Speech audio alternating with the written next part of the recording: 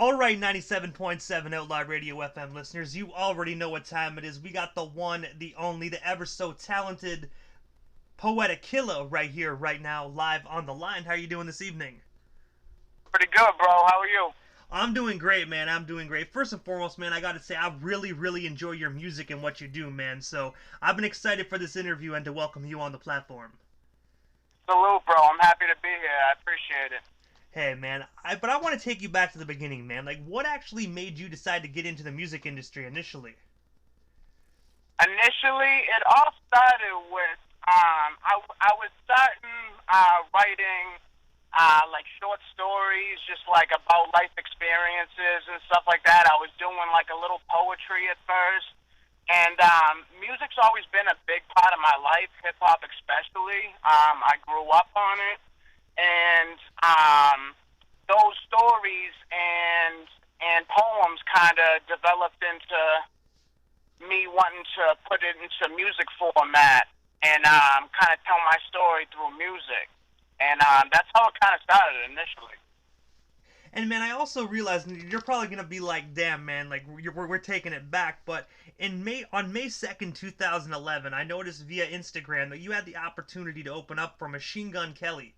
I have to ask you, man, what was that experience like to open up for MGK? And did you get the opportunity to meet him after your performance? It was nuts, bro. That was a good night. That was up in New Hampshire. I actually helped book that show. So yeah, it was a great experience. He was still kind of, obviously people knew him, but he wasn't like as well known as he is now, and just to be around his energy was just crazy. He's a great live performer.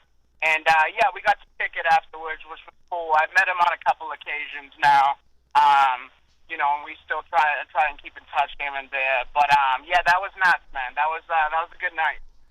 And I gotta say this, though, man. Like, I'm gonna be 100% honest with you, bro. Like, I actually liked MGK's music back in the mid 2000 days. You know what I mean? Versus today, I don't know. I think people are just trying to really fit in with today's genre of what they call, hip hop. Right. No, I agree totally. I agree. But I have to ask you, like, just with that show, man, when you were there, like, do you remember how many people were there? Like, was it a packed house? Yeah, it ended up being sold out. I think the venue was like 500-600 people. So yeah, it was crazy. I was Jesus. I think 17 at that time. So it was nuts for me. It was all surreal. And also in 2012, your first appearance on ThisIs50.com was with the project titled Unsigned Takeover. Can you tell our listeners a bit more about the Unsigned Takeover if they don't already know about it? What it was, basically, I linked with a DJ out of France, DJ Danny T, and he was putting together a mixtape series. It's basically just a compilation mixtapes of, what I mean, different songs from not only underground artists but mainstream as well and stuff like that. It was a cool little project that he put together there. And I gotta say, man, like This Is 50 is such a huge platform to be on, especially so early in your career, man. Like when they reached out to you, man, like what was the feeling like when This Is 50 wanted you on their project? Oh, it was nuts, man. It was nuts. I've got to really get to know the people over there and just working with them over the years. And yeah, when they reached out, man, I mean, that was great. It was very surreal. Like, I'm like, is this really, what I mean? Like, it was crazy, especially at the age that I was at, And also, back in the same year of 2012, you were also featured on a mixtape that was actually hosted by Young Buck that was titled Bully the Block 13. I have to ask you, tell us a bit more about that project, and is it still available out there today for individuals to like listen to if they haven't had the opportunity already to check that out? No doubt, yeah, that project was cool as well. That was the first time kind of that I was introduced to Young Buck before I did a song with him actually in 2012, 2013. But that was a mixtape. Started. It was again like another compilation mixtape, mostly with like new exclusive Young Buck tracks on there and stuff like that. But they also had like some unsigned artists and stuff. And my friend and DJ Mixtape Bully, put that together. Hence Bully the Block. And yeah, it was dope to be a part of. Mixtape Bully is the one who really introduced. He's the one who kind of helped me break into the industry and get to know more about it. Not only that, but get to know the heavyweights of the industry. You know what I mean? So he was definitely a big help and still is to this day. And I know, like, Young Buck just hosted the mixtape, but did you ever get the opportunity to be face to face with him in the studio and whatnot? And if so, what was the energy like with him just being in that studio?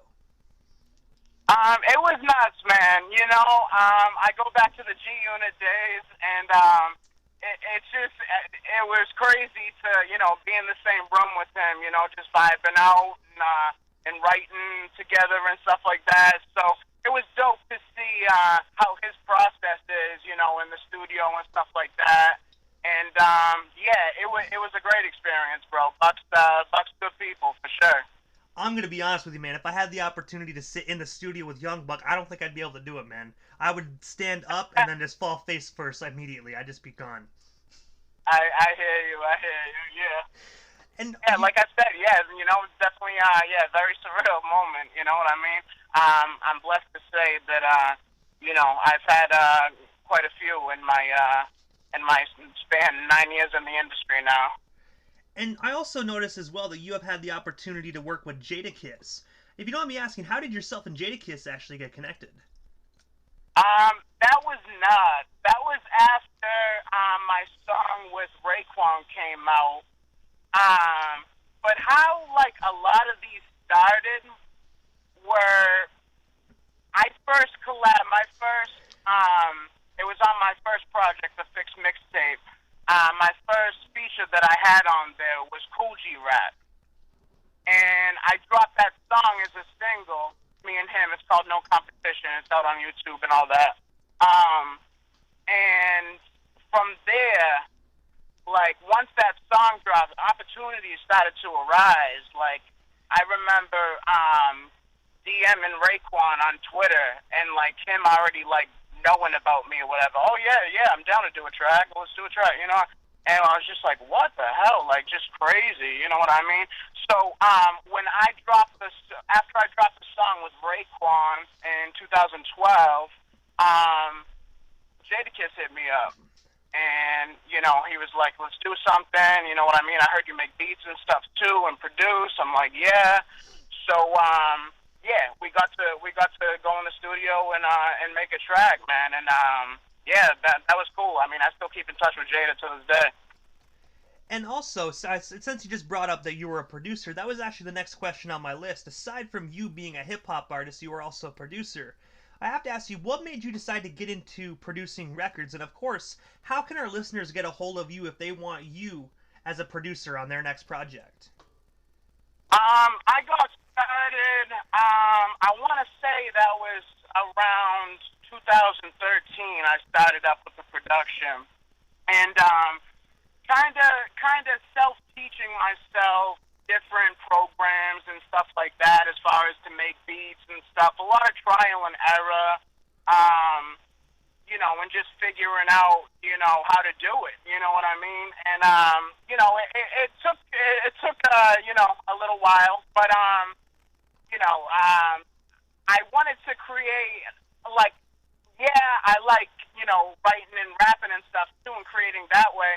But I also like to create melodies and stuff and different, so I was always in tune with that side too. It just didn't really develop until, a couple years down the road from when I first started out with the music and stuff like that, But and then as far as if people want me as a producer for a record of theirs, definitely inquire Poetic Killa KILLA@gmail.com. And that'd be dope. I love when artists hit me up and stuff like that, and they want to work on the production tip and stuff. I'm always down for that, definitely. And also, I gotta say as well, man, that I really do think you're a phenomenal producer, and I really do want to encourage the individuals that are listening that if you really do need a dope producer on your record and you don't already have one, make sure you hit up Poetic Killa for sure. I appreciate you, bro. And also as well, man, I noticed that you actually have a January 2019. In my personal opinion, it's a brand new single because I listened to it like it came out yesterday, called Another Day. But I have to ask you, what's the inspiration and story behind that amazing song? And of course, where can our listeners actually snag themselves a copy of it as well?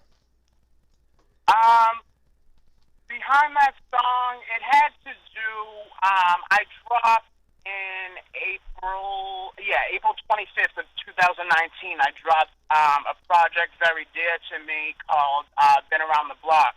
It was my first, full-length actual studio album, and it was basically, a slice, I'd say, of my life story, basically.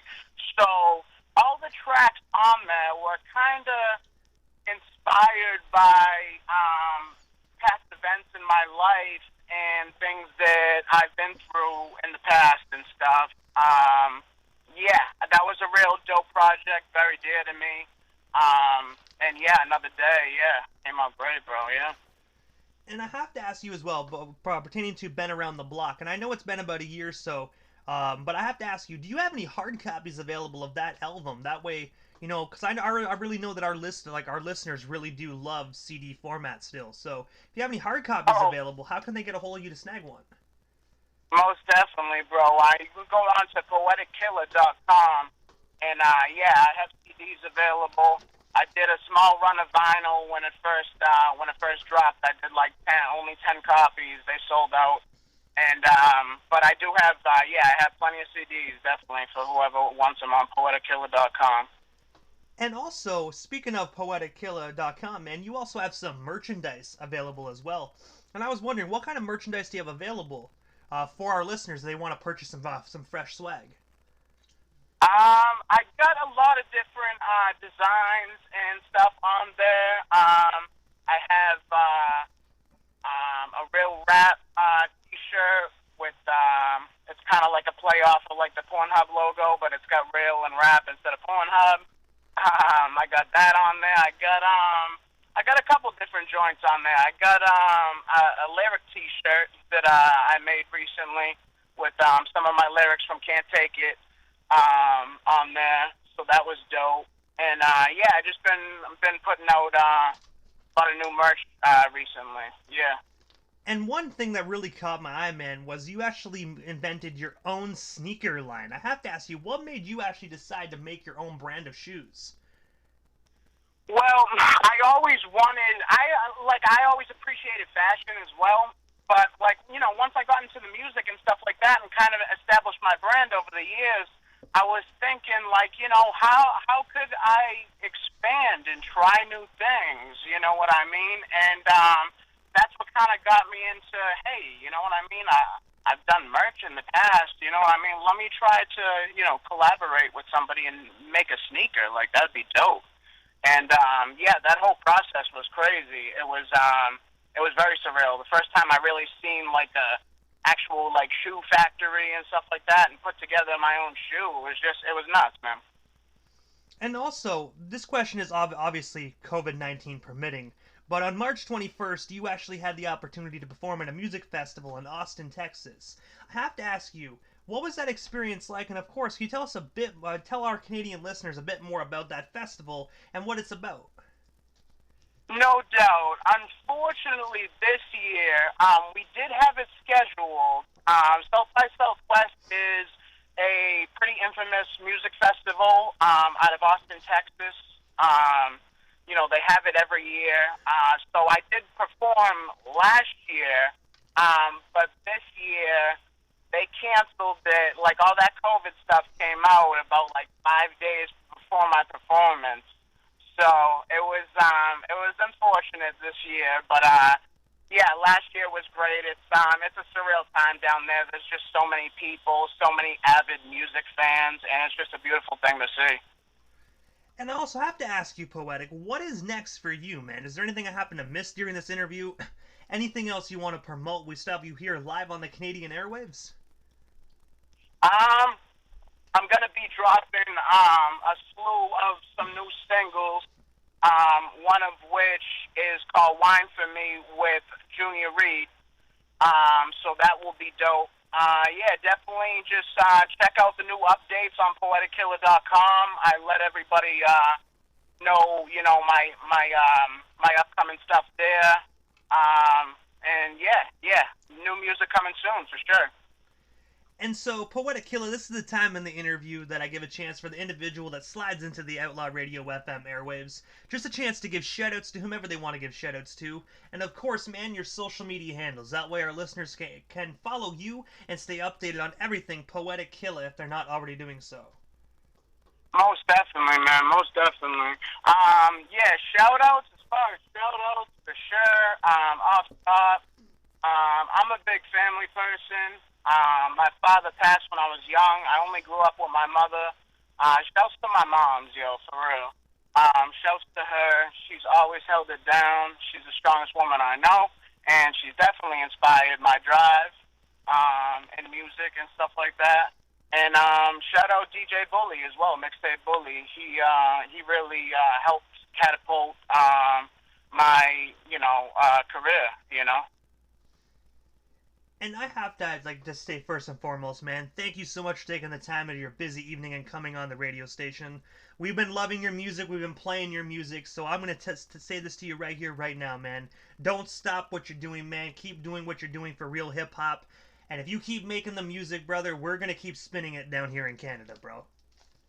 Means so much. Means so much to hear, bro, for real. It really does. And, yeah, I'm grateful to be on the platform. I appreciate it. I appreciate you having me. Hey, man, you are most certainly welcome. You have yourself a wonderful night, and most definitely stay safe out there in Boston. Most definitely, bro. We'll keep in touch. Most definitely. Have yourself a wonderful night. You too, brother.